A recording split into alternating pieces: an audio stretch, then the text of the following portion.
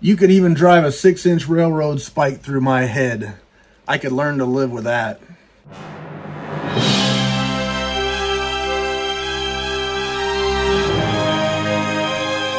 And then she said, please don't wear those shoes. Hello everybody, thank you for joining me today. I do truly appreciate it. Today, I want to talk about a book that I've read. That's actually a couple books ago. But I read this book by Stephen Graham Jones called My Heart is a Chainsaw. And man, I gotta tell you, I didn't expect this. So when I've read a couple of Stephen Graham Jones books already. I read Mongrels was the first one that I read, and I really liked that one. I think I did a review on it here. You can look it up, or maybe I'll link it in the description. But I read Mongrels, and I really liked it. And then I read The Only Good Indians, and that one was one that got Stephen Graham Jones on my radar to begin with. And I liked it a little less. I had trouble with it. I felt, at times I was thinking, man, this is great. And then at times I was thinking, they lost me. He lost me. But it was a good book. I'm not going to say I didn't like it, but I didn't love it. And so that kind of got me worried as far as Stephen Graham Jones goes for me as a reader and for him as a writer. Was it just a one-off? Did I just love Mongrels and that's it? So I decided to jump in with My Heart is a Chainsaw, which to me was risky because reading Goodreads, because that's where you go to find out if something's good or not, or sometimes. That's what I go. I go there sometimes for advice. Go into Goodreads, and it was kind of a mixed bag on ratings. A lot of people didn't like it. The rating wasn't as high as some of the other books that typically tend to be considered good books. But I wanted to read it. It sounded really good, and SST Publications published a limited edition book of My Heart is a Chainsaw, and here it is with a slipcase, a beautiful, it's signed and numbered edition here. This one is signed, and it's limited. I already showed you this one in a previous video, but it's limited to 500 copies, signed by the author, and there it is. But the book really did sound great. I'd read some things, people complain and this and that, but I gave it a shot, and I kind of, for me, it was risky. I looked at it as, if this book for me is a miss, I might just be off the Stephen Graham Jones train altogether. That's kind of what I was thinking. Man, if I don't like this book, what then? But I don't have to worry about that because I'll just right up front here. I loved My Heart is a Chainsaw. I couldn't wait to get back to reading this book every day when it was time to sit down and read. I couldn't wait to get back to it. And when I was finished, I couldn't wait to jump into Don't Fear the Reaper, which I haven't actually read yet. I've got it sitting on the shelf. I need to get to it.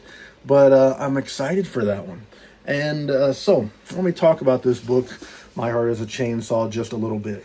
It starts in many ways like you might expect a slasher to start.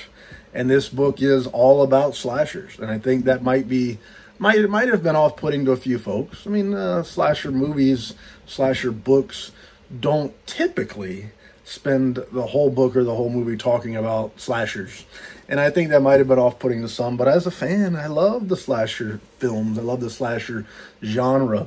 This book actually got me to watch one that I'd never even considered watching, A Bay of Blood or The Bay of Blood, something like that. I looked it up on one of the streaming networks and watched it. It was really good. But the book starts off like many slashers do with death. There's a couple of Dutch kids, young people, early 20s or teens or something like that, and they're on a vacation and they decide to go to this lake and go swimming, and they end up being killed. And it's not really clear. It doesn't spell out the deaths and how they occur, so you're not really sure what happens. Is it something real? Did somebody go out there and kill them? Or were they killed by a monster or by a spirit or any of that stuff? It's not really clear on that kind of stuff. But then we go into what I would consider a very abnormal type of a slasher story. And this also may be where it could have been off-putting to some. You're expecting a book about slashers. You expect it to start slashing and the body count to pile up and all that stuff. But what I ended up getting was a book about a girl. about a troubled girl who Jade is her name, but she's got problems.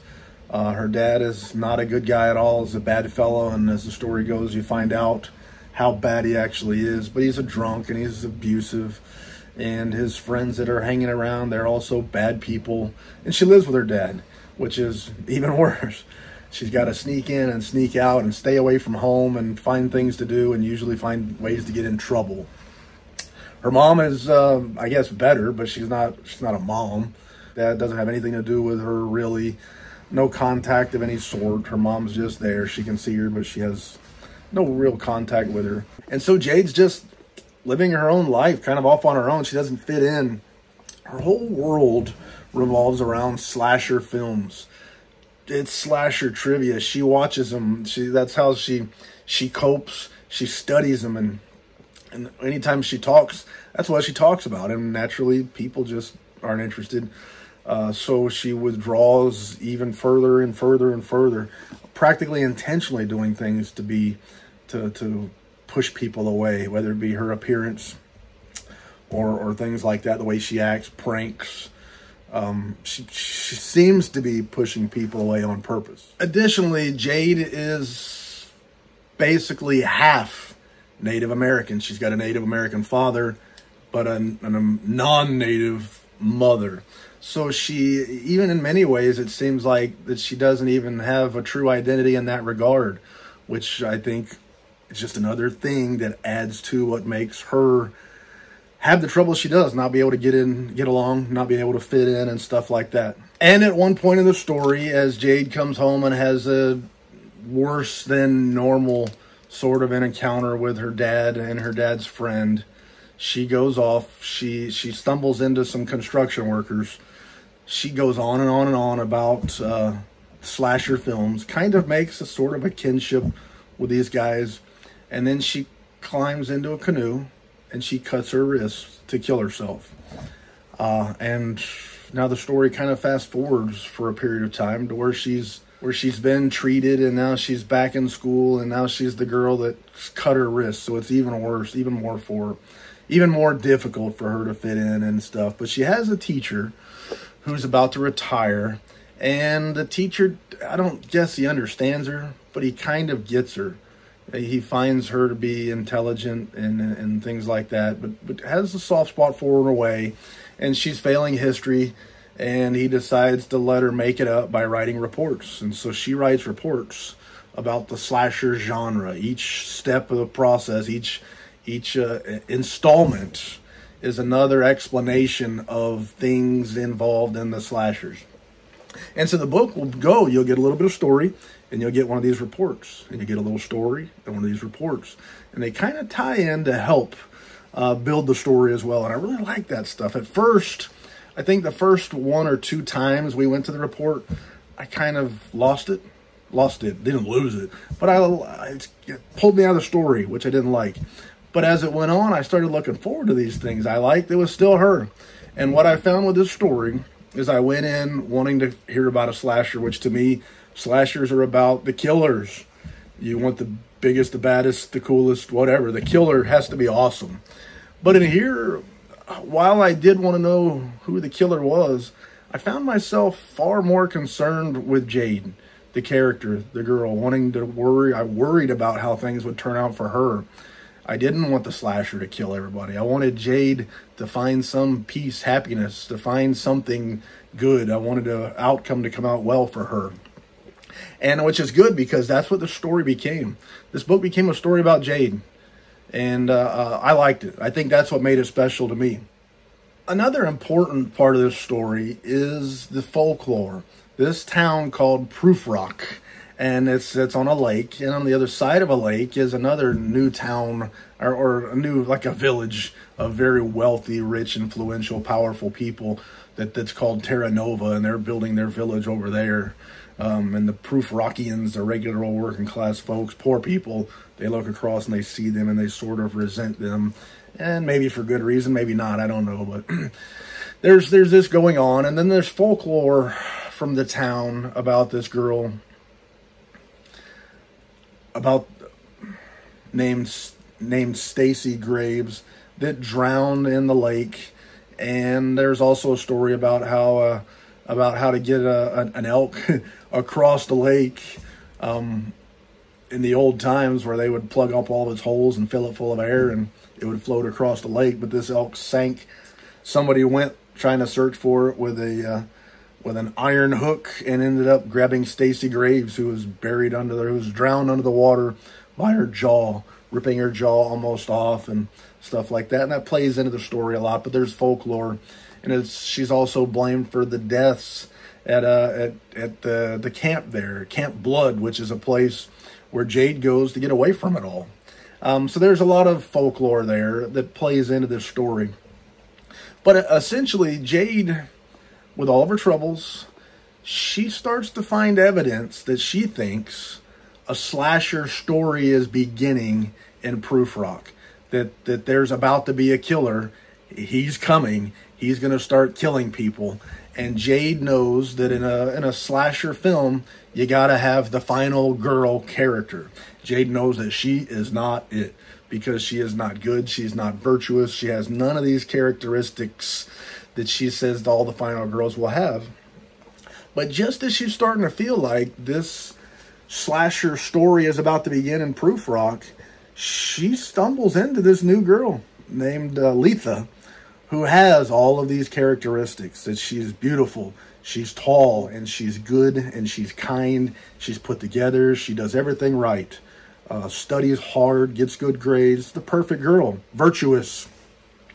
And immediately Jade says, that's it. That's the last piece of the puzzle. Proof that a slasher is about to begin, and Letha is the final girl. And Jade decides that she has to help groom her, to help prepare her for what's to come. And as the story goes on, like I said, this story is really about Jade. As the story goes on and the deaths begin to occur, the other deaths begin to occur, nobody's really putting them together. One of them is blamed on a bear attack. One of them is blamed on a boating accident. The Dutch, one of the Dutch couple was found, and it was an accident, and the other one was never found. So everybody else says that's nothing. It's just coincidence. Meanwhile, Jade knows better, or she thinks she does. And as the story goes on, there's a lot more to it. But ultimately, she's trying to prepare Letha to be the final girl, to beat this slasher. And she knows that the best hope she has is to be able to help her and perhaps survive. But as the story goes on, we start to wonder about who is the killer. And that becomes a big part of it. Who's the killer? Is it Letha's dad? Is it the sheriff? Is it Letha herself? Jade, I think, even kind of becomes, you start to wonder, is she part of it? If it's Jade's dad, who's the killer? We don't know. Could it be the teacher? It goes on, and Jade she decides that on this 4th of July party, that it's all going to come to a head. This big boat party on the lake, it's all going to come to a head at this party. And she's got to have Letha prepared. So she puts together a tutorial, a series of letters, or series of reports that she wrote for school, which explain the final girl concept and all that stuff, as well as a movie. And she packages them all up in a pair of jeans, sneakily gives them to Letha, hoping that she will study and she'll learn. Meanwhile, Letha is this good girl, and she decides that Jade is using this as a cry for help. And she helps the teacher and the sheriff to come to the conclusion that Jade was molested by her father as a child. Jade never ever says this in any way whatsoever. They come to this conclusion and they try to help her, and Jade says no way, it never happened. So that's a part of the story. And then as we go on, I think I'll just stop with the events. But the book goes on, and it comes to the conclusion, and you help to find out how it all turns out and all this kind of stuff. And it's not what you think it's going to be. It's not Jason Voorhees with his mask or with his burlap sack going out there and killing everybody. It's not like that. And I think if you are reading this book and you're expecting to get Michael Myers, Jason Voorhees, Freddy Krueger, on and on and on, who are your favorite slashers, I don't know. But if you're expecting that, stop expecting it. You're not going to get that. It's going to be something much different. That being said, it's flippin' fabulous. But I think also you need to go to this book realizing that this book is about Jade. And maybe it never began that way, but that's what it became. A book about her. Her story, her understanding, her life, her feelings, her development, why she is the way she is. And she becomes the main point of this whole story. So I think everything else is just dressing where it's all about her. And that's where it got me. It didn't take me long before this teenage girl, became somebody that I cared about. Now, she's a character that works very hard to push people away, to offend people, to upset people, so that they'll go away. They'll leave her alone. She wants to be left alone. And so she's a girl that you might not want to hang out with all day, but she's also a girl in this story that you feel for and you want good things for, and such as that. You want things to work out well for her. So anyway, that's my take on the book. When I rank this book out of 5, I give it a solid 4.75, which means 5 to me. So on Goodreads, I give it 5 stars. It's not the greatest book on earth, but it's a dang good one. Started to say a bad word, but I didn't. But it's definitely a good book. I can't wait to read Don't Fear the Reaper. Now, here's the problem. When I listen to Stephen Graham Jones talk about Don't Fear the Reaper, he says a lot of things in there about it being action-packed, a kill every 3 minutes, stuff like that, different vantage points, different viewpoints from different characters. It's not all about Jade. And that book is considered to be a whole lot better than this one. Its Goodreads rating is much, much higher than this one. And it worries me because I like this one so much. And it isn't a kill every 3 minutes. And it is about one character and Jade and her story. And it is a long, slow burn to get to the slasher portion of the book. So I worry, am I actually going to like that one as much as I like this one? I don't know.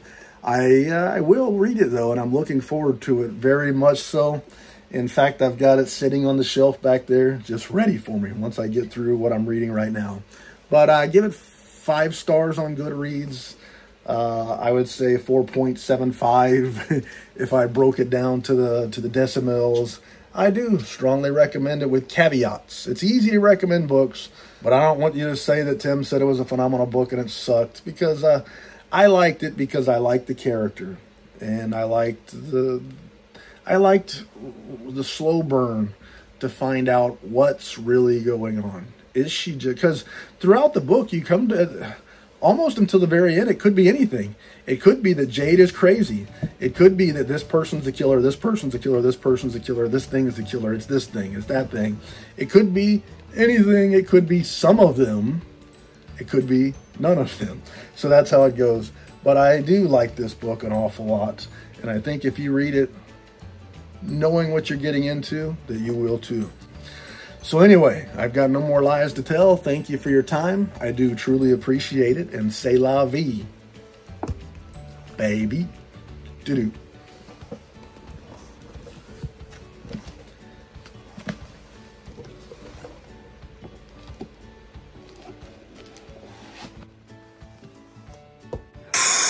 I can think of no more lies to tell. C'est la vie, baby. Doo-doo.